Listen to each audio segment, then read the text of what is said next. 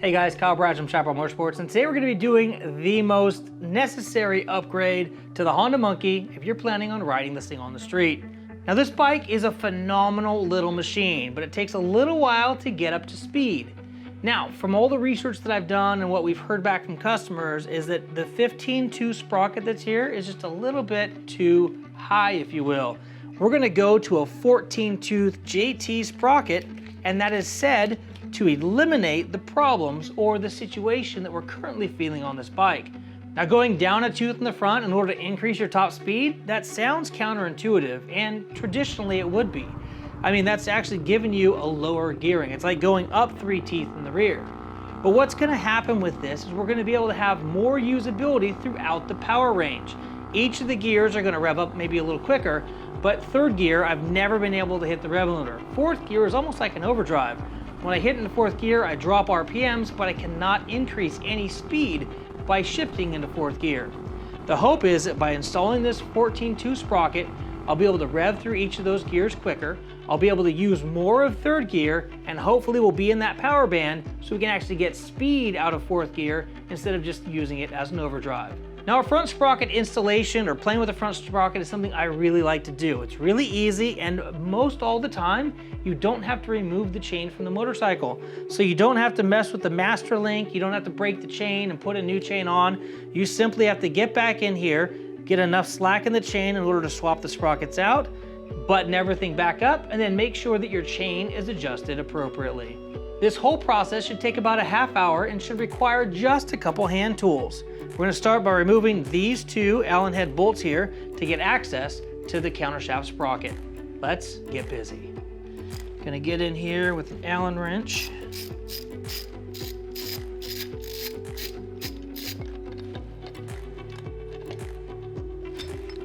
All right, so on the back side of this cover right here, we have the case saver that's held in by the 2 screws that we just removed and a little bit of chain lube. We'll have to clean that up before we install this thing back together again.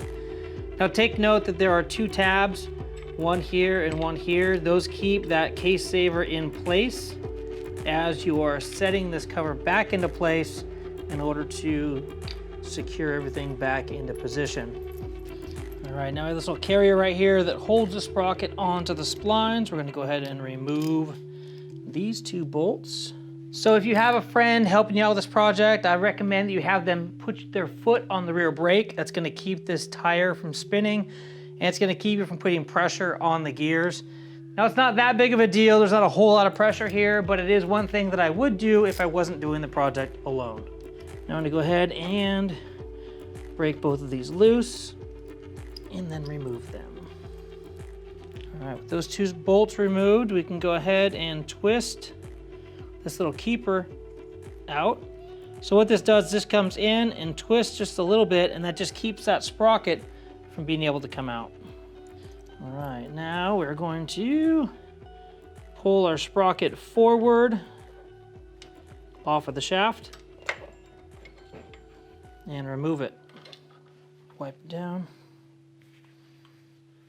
So this is the difference in size that we're looking at between the 14 and 15 tooth sprocket.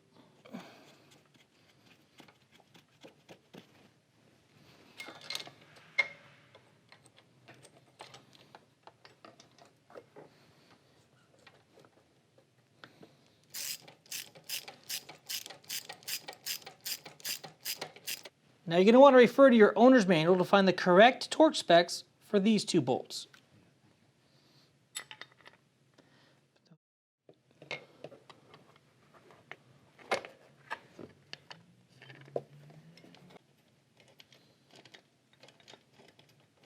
Now it's time to get our chain adjusted. Now we're supposed to have 1 3/8 inch of free play down here. As you can see, we have more like 5 inches of free play. It's quite a lot. So what we're gonna do is loosen our axle bolt here. We have a 14 millimeter on this side and a 19 millimeter on the opposite side. Now this bike is not propped up on a jack. It's just kind of leaning against the jack right now. I did that so that we would still have pressure on the suspension and on the components here. So what we're going to want to do here is loosen this 8mm bolt, and that's going to allow us to pull this axle backwards. Now that is really, really tight. So we're at this last notch here. Let's back off to the second notch. And then what we'll do is we'll bring the adjuster on the other side back to that same position. Now that we've got the chain all buttoned up, we can go ahead and get this bike out there on the road so I can give you a detailed breakdown on the results that we're going to get from going from a 15-tooth to a 14-tooth sprocket on a 2019 Honda Monkey. So the top speed on this little beast is about 50 miles an hour, but obviously getting there is going to be a little bit slower than it would be on lots of different types of motorcycles. So not being able to take the freeway is going to be a bear. I mean, the fact that it only goes 50 miles an hour really isn't the hard part for me. The hard part is the fact that it takes so long to get up to that running speed. I mean, for example, the speed on this road right here is a 45-mile-an-hour road. We're doing 51, but it took us like 2 stoplights to get there.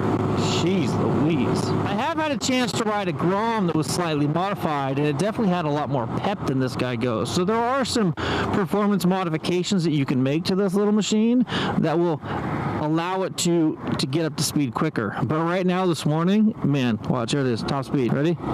Dropping the clutch in first gear. First gear, 28 miles an hour. Second gear.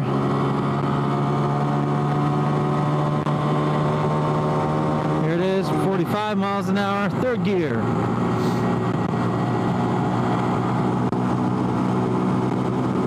Third gear.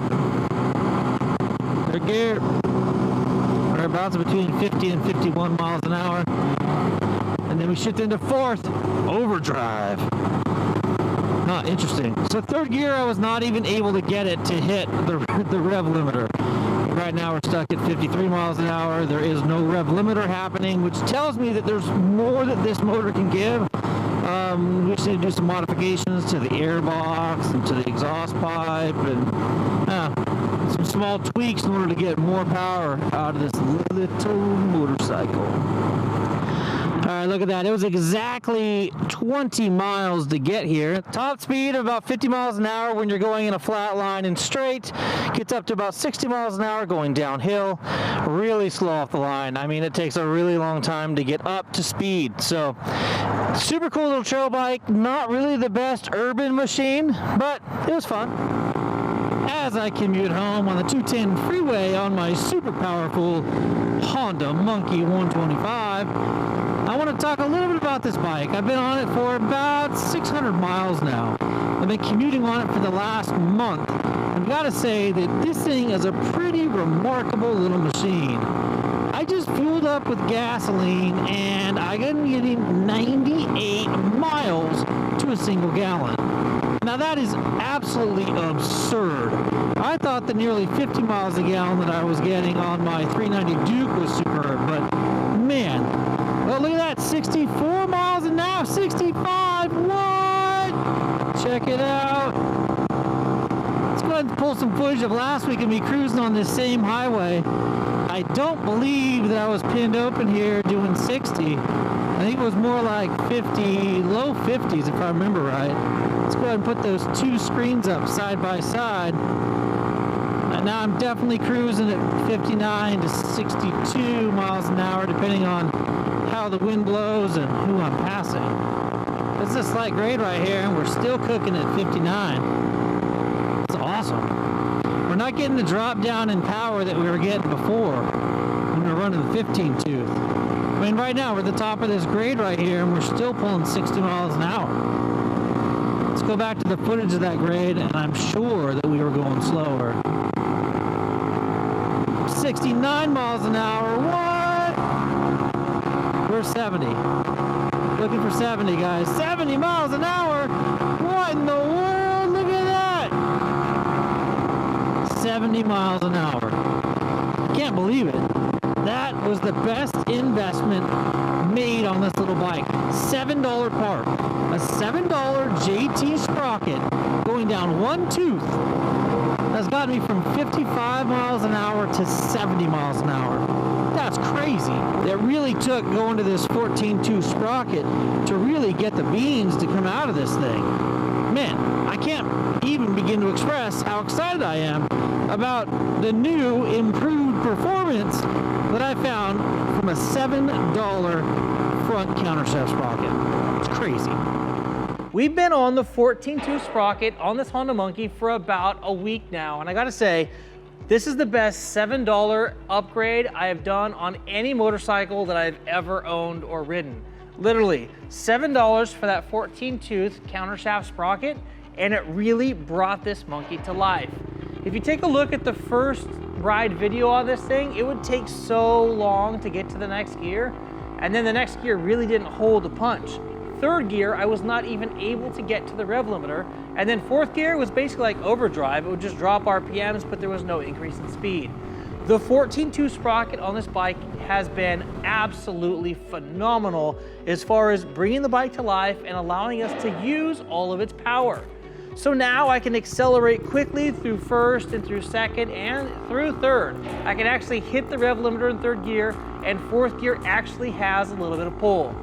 From the ride footage that you're gonna see of me on this bike, you're gonna see that I actually get this thing up to 70 miles an hour. That's almost a 15-mile-an-hour increase over the Monkey in its stock form. So the change that we made on this Monkey by dropping it down a tooth on that front countershaft sprocket, that's like giving it 3 more teeth in the rear.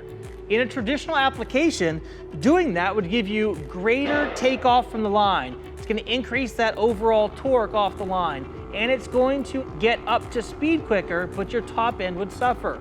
We found that we did have a faster takeoff, and first and second gear got a little bit shorter, if you will, but we're able to completely maximize third gear and actually still get power in fourth gear. So for this particular application, that dropping a tooth in the front really helped out the performance and the rideability of the Honda Monkey. Thank you for joining us for this 14-tooth sprocket installation.